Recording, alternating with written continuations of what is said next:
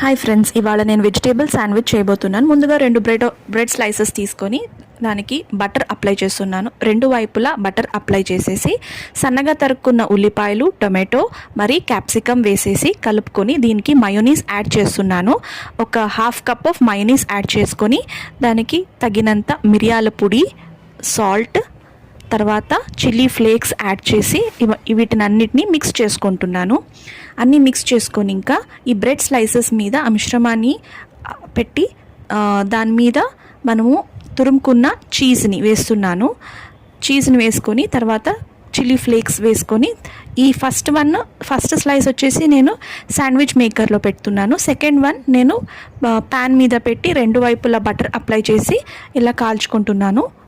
కొంతసేపు మూత పెట్టేసి తర్వాత 2 వైపులా కాల్చుకొని ఇంకా పిజ్జా కట్టర్తో కట్ చేసుకొని సర్వ్ చేసుకుంటే ఎంతో టేస్టీ వెజిటేబుల్ శాండ్విచ్ రెడీ.